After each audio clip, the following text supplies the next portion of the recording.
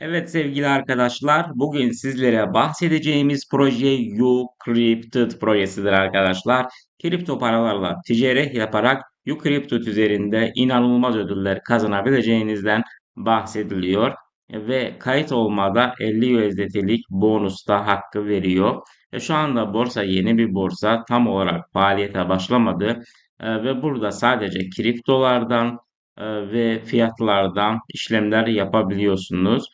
Ve burada bir sıra partnerlerini görüyoruz. Mandi gibi, Desktop Innovation gibi e, ve CoinMarket gibi vesaire. E, Burada sistemin çalışma şekli ve kripto paralarla ilgili olan detaylar var. CNN'de, Yahoo Finance gibi yerlerde e, bu proje hakkında duyurular yapılmıştır. CNBC'de dahil. Ve burada sistemin çalışma mantığı ve diğerleri var. Market var, trade yapabilirsiniz. Spot ve peer-to-peer trading'ini yapabilirsiniz arkadaşlar. Spot trade'e mesela bakalım arkadaşlar. Şu anda sisteme kayıt olamıyoruz. Sistem tam olarak faaliyete başlamadı. Ama bizler için sistem e, bazı şartlar da sunacaktır ve ödüller de kazanmamıza yardımcı olacaktır ve P2P al sat işlemleri olacak burada. Yani birçok işte projelerin işlemini yapabileceğiz. Ve burada arkadaşlar farklı işte e, özelliklerinde utility payment var, mobile top up var, copy trading var, P2P lending var, car rental var hatta. Yani bu projelerin hepsi burada olacaktır. Mesela gift kartlar var.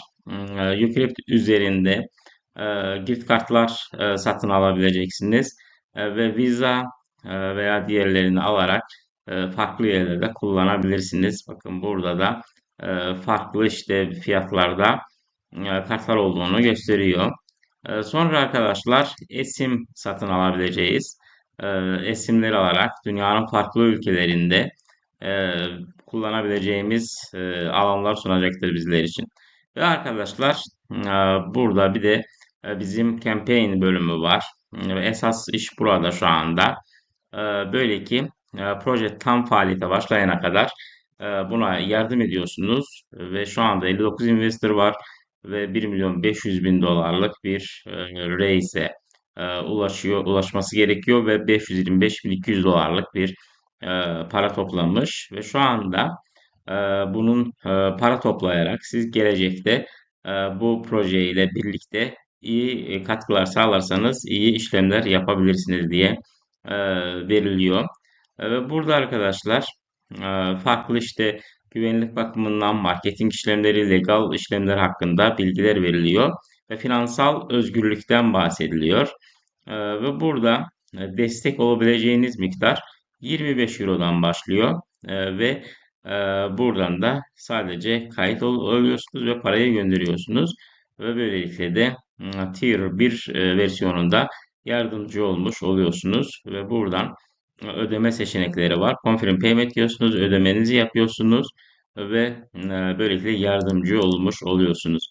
Sonra 50 euro var, 100 euro var. Ta ki böyle devam ediyor. Ta ki 10 bin euroya kadar.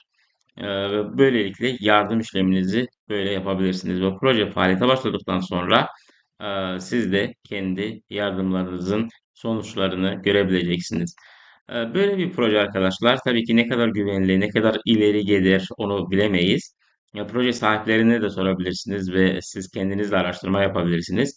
Herhangi bir yere yatırım yapmamış projeyi daha derinden araştırmak daha önemlidir.